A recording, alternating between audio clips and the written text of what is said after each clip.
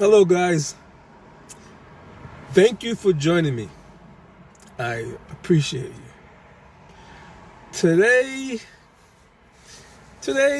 I'm gonna give you something different, and it's because of a subscriber of mine by the name of David. He liked one of my stories that I did, and so I think I'm gonna make this a story. Okay, and I think I'm gonna do this like once a week, and I'm gonna call it Back in the Day. Okay, so back in the day, guys, this is my story. It's real. Okay, let's get started on Back in the Day. Okay, let me think about it real quick. The year was 1977. Okay, so I'm sure, David, I don't know if you was born, did you? You probably wasn't. But anyways, the year was 1977. I believe it was 77. I'm pretty sure it's 77, 78, 76, but I think it was 77. Okay? And in my neighborhood, again, Boston, the projects I grew up is called Mission Hill. So this young lady that I grew up with, she wasn't actually born and raised in Boston, but she was from the South, down south somewhere, and I don't know, Mississippi, Alabama, whatever. And so I had went elementary school with her, and so it was in the summertime, and in July, I believe it was July. Well, it was in the summer. Okay, so this young lady who was like from the South, like I said, she was built. I mean, she was really built. She was always built from the time I met her. I think when I first met her, we was like in elementary. It was more like third grade. And back then, she had a body of a senior in high school. In the third grade, I'm not lying to you. I'm totally serious.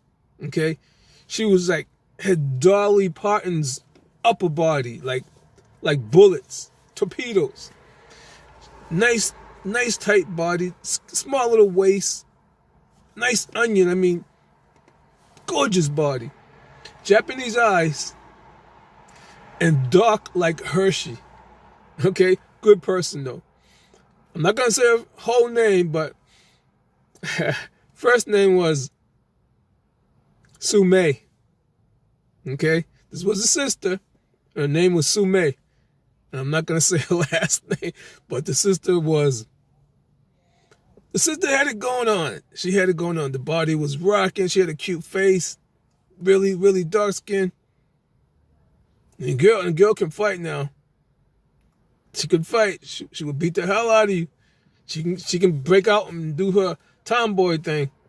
Okay? And the funny thing about this, all her sisters, they all had bad bodies. All of them were in great shape. They all kept a perfect body right up to high school. Okay, so let me get back to my story about what happened to me, and I'm gonna call this God must be watching you, guys. God's watching us. God has angels watching us, watching over us. So I run into Sue May one summer night. She got on this all red outfit. It's hot. It's a hot night. She got on this hot red outfit. I believe it's called like a halter top. And all this stuff is just like hanging, like boom, out in your face.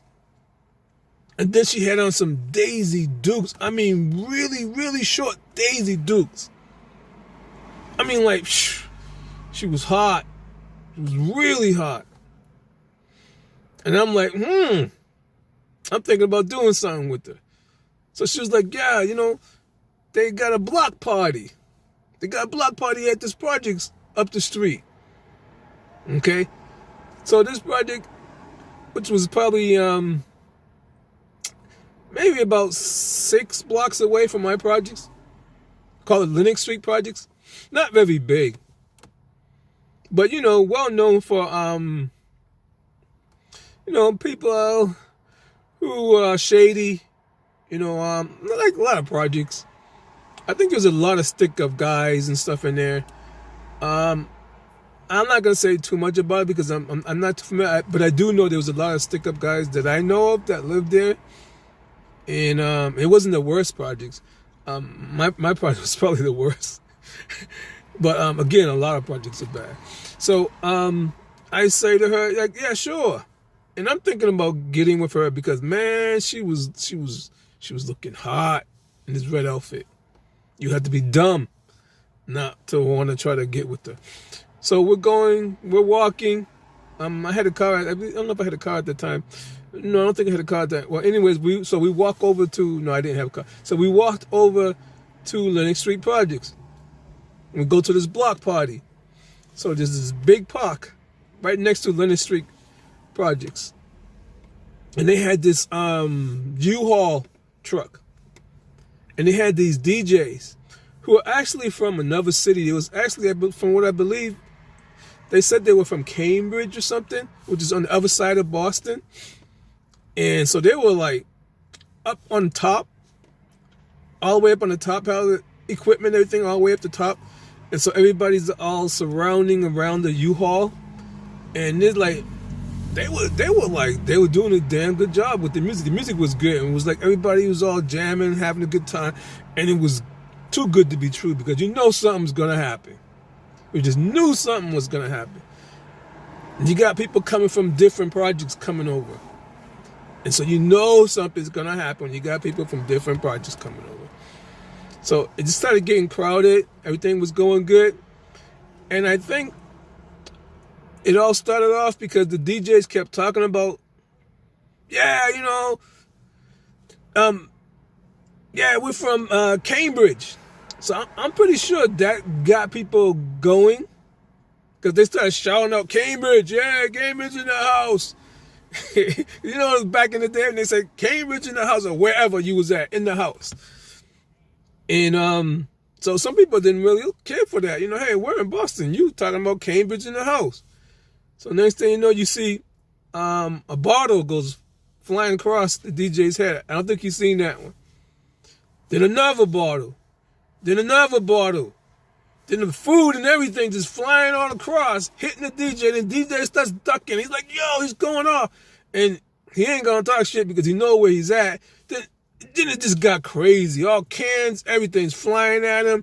And he's like ducking. And he just stops. And then all of a sudden, fight breaks out. Everybody started fighting. Next thing you know, gunshots. Everybody's running. I'm standing there, moving back, looking.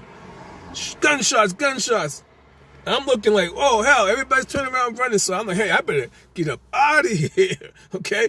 So I'm looking around for Sue May, and she's nowhere to be found. And I'm like, whoa, because, I know, like, she had, like, a lot of older guys from 20s, 30s, whatever, all up on her, sweating her.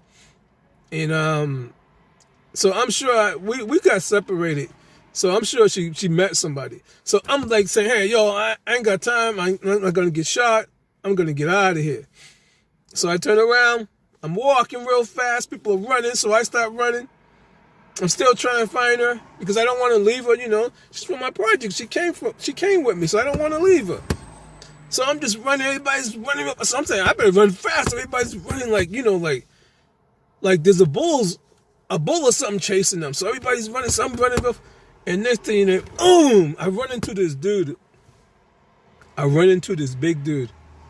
I mean, he wasn't like big, strong, and muscular. But so at that time, I was like 16 years old. Skinny little kid. This guy had to be about maybe in his late 20s. Tall dude. Not muscular or anything, but tall and older and bigger than me. So I bump into him and I look at him. And he says to me, hey, you little mother effing so-and-so. Watch where you going. And I looked at him. And me,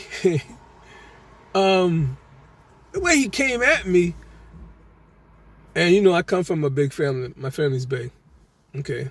And my brothers are well known. So, you know, I got a little bit of an ego. Especially back then, I had a little bit of ego. I was getting ready to say, I was about to say to him, do you know who I am? I was about to say that to him. Because I'm coming from Mission Hill Projects, and my project being the biggest, and my brothers being well known in my city. They were really well known for not taking it. And I was giving, sir, you know who I am? And I was about to say that, guys. I was about to say that to him. And all of a sudden, a voice said to me, say you're sorry. Say you're sorry right now. So he's staring at me, and I'm staring at him. And I said, I'm sorry. He looked at me. He said, you know what? You little mother so-and-so, God must be watching over you. He reached from behind his back, and he pulled out a big machete, and showed it to me. Because I was going to stab you to death. If you had said something smart to me, I was going to stab you to death. So somebody must be watching over you. So get the F out of my face before I cut your pretty boy face up. And I just looked at him like, what? Okay. And I just walked away. Okay? I just walked away. And I kept trying to remember, I kind of remember his face a little bit. I kept saying, I'm going to have to tell my brothers about this. But I just walked away and was just going about my business. So that's the time God had somebody watching over me. Because this fool was going to stab me to death. And guys, I'm telling you, this is the true story. I'm not lying to you. It's the true story. Okay? So Dave, and guys, I hope you guys like this story. It's a true story. Again, once a week, I'm going to give you a back in the day story.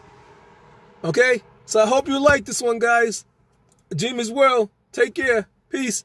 And please subscribe, share, and help me get those numbers up, guys. I appreciate it. Take care. Agymah's World. Peace.